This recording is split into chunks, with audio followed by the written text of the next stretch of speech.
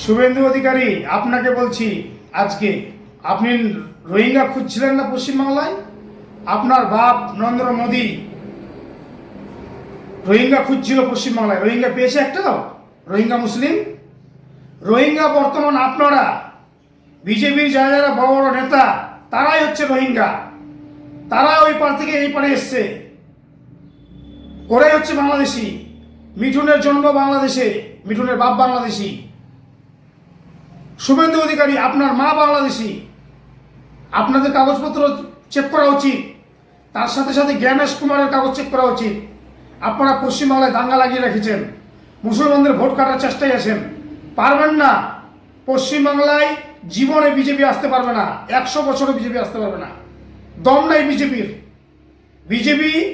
বিজেপিরা তো বিজেপি জিন্দাবাদ বলতে পারে না, শুধু জয় শ্রীরাম বলে ভোট নেওয়ার চেষ্টা করে।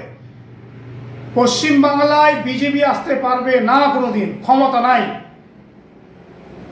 দম থাকলে শুধু ইটাহারটাতে বিজেপি পাশ করে দেখাক না, কত বড় দম আছে বিজেপির।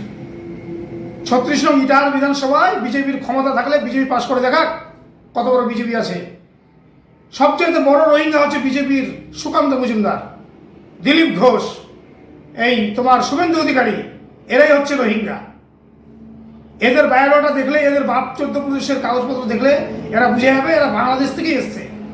যারা বর্তমানে বিজেপি করছে তারা একমাত্র বাংলাদেশি। এখানকার আমাদের স্থানীয় হিন্দুরা কোনোদিন বিজেপি করবে না। বিজেপি হচ্ছে দাঙ্গাবাজ দল।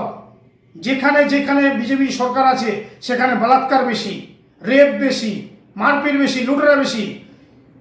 গরুর নাম করে মুসলমানদেরকে মার্ডার করা হচ্ছে বিজেপি রাজ্যে, উড়িষ্যা, ইউপিতে, ঝাড়খণ্ডে।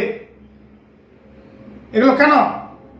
বিজেপি পশ্চিমবাংলায় আসতে পারবে না, কোনোদিনও না। বিজেপি হচ্ছে সবচেয়ে দাঙ্গাবাজ সরকার।